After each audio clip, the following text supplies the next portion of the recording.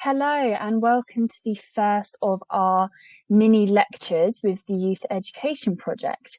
So today we're going to be looking at the learning pack which was created by the Youth Education Project on the topic of children and human rights. So to start out, let's just go through the lesson objectives. So these are the key things that students will learn after going through one of these learning packs. So the first one is to understand the fundamental rights of children. The second is to learn about Boko Haram and Nigeria and their actions against children. Then we'll understand the International Criminal Court process. And finally, we'll understand the International Criminal Court's advantages and disadvantages. So the pros and cons to that system.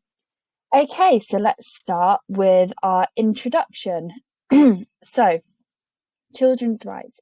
So just like everyone else, children have specific rights, and these have been outlined in the United Nations Convention of the Rights of a Child, which was agreed in 1989. So this is an international agreement, and it sets out the social, political, economic, and civil and cultural rights of children. This agreement has 4 key principles, and they are non-discrimination, best interest of the child, the right to survival and development, and the views of the child. So what we're going to do now is we're just going to take a bit of a deeper look into those 4 key principles to make sure we understand those before we continue. So here we have the 4 key principles. So non-discrimination, that simply means that children shouldn't be discriminated against for their parents or legal guardian, race, colour, sex, language, religion, political or other opinion, national, ethnic or social origin, poverty, disability, birth or other status. The second principle is best interest of the child, and that principle says that all decisions concerning a child should hold the best interest of the child as a primary consideration. The third principle is the right to survival and development, which states that parties shall ensure to the maximum extent possible the survival and development of the child. And the final principle is the views of the child, and that is where children can form their own opinions, they should have the right to express their views and opinions freely, especially in all matters affecting them. That principle also goes out to say that the weight of their opinion shall depend on their age and their maturity and other factors. So those are the 4 key principles of that United Nations Convention of the Rights of the Child.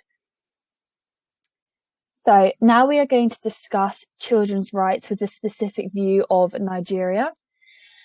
So just going back to that UN convention. So once a country agrees to be bound by a convention of that sort of nature, the country will then pass legislation to bring that into their own national law. So in 1991, when Nigeria ratified the UNCRC, which was the National Convention for the Rights of a Child, it then became part of Nigerian law through the country's Child Rights Act of 2003. So as a country, Nigeria is made up of 36 separate states, and since 2003, when they passed that Child Rights Act, only 25 have actually adopted that legislation, meaning that 11 of the states in Nigeria actually don't follow the key principles that we just discussed in the UNCRC. So these 11 states are primarily located in northern Nigeria, and the reason that they have given for not adopting the states is that it prohibits child marriage, and it lists a child as anyone under the age of 18. And in those states, there's prolific child marriage, especially within families. Okay, so now we're going to discuss the background of Boko Haram. So Boko Haram is an Islamist group in Nigeria. And their name roughly translates to Western education is forbidden, and their principal aim is to introduce Islamic rule across Nigeria. So in 2010, the group came under new leadership after their former leader died in police custody. And since then, the group has committed many bombings, including suicide bombings, shooting, and they've overrun many towns in Nigeria and have essentially terrorized many of the civilians.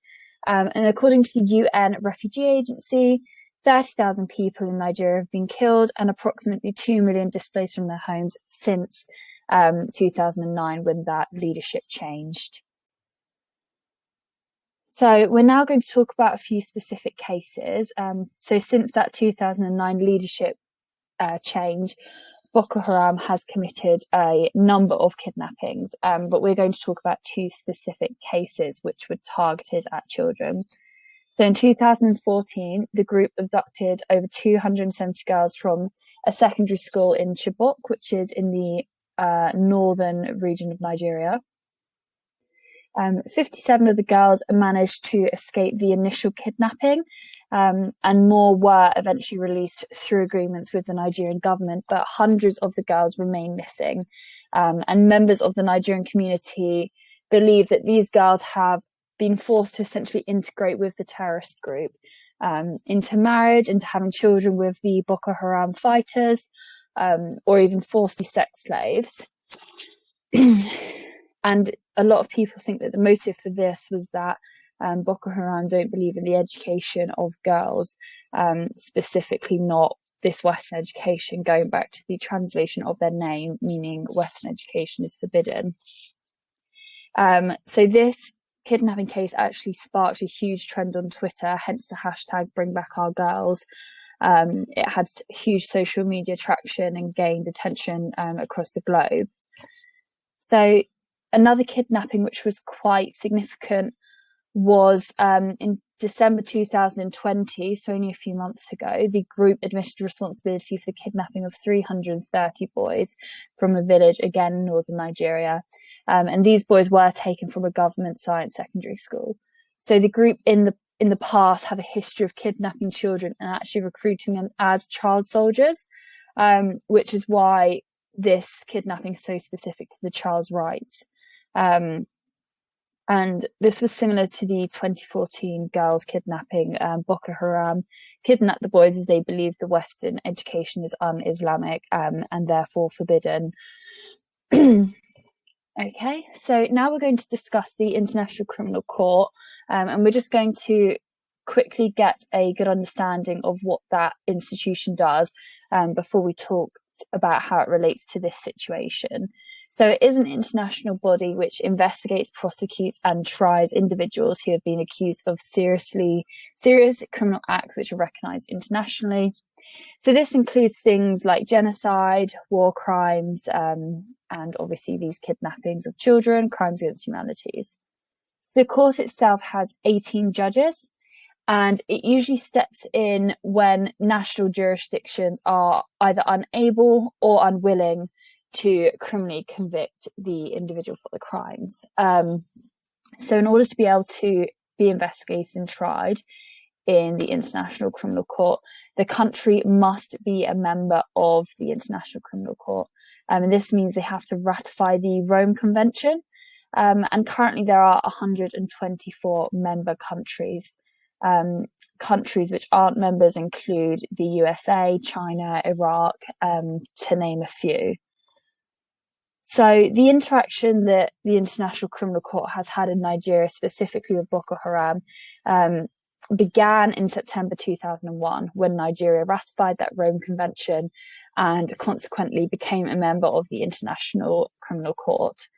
So in November 2010, the court began its preliminary investigation, and this wasn't completed until 10 years later.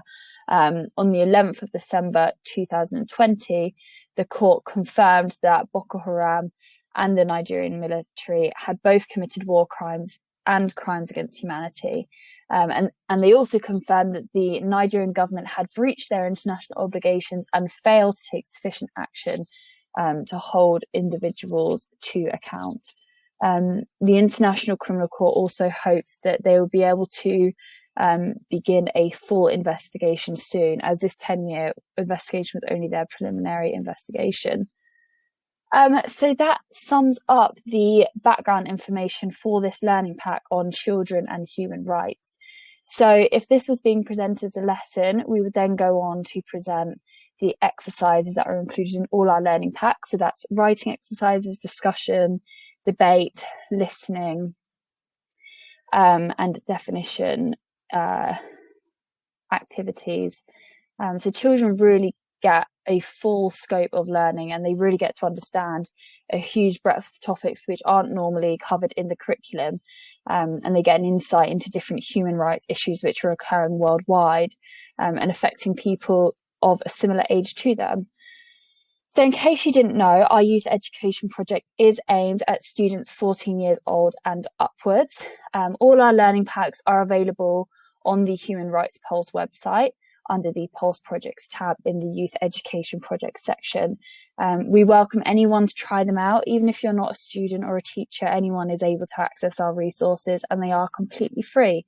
So please do get in touch by any way if you have any questions or any feedback or ideas for topics that you think that we should cover in the future. So I'd like to thank you for listening, and I hope this has been insightful to you. And please do get in touch if you have any questions. Thank you.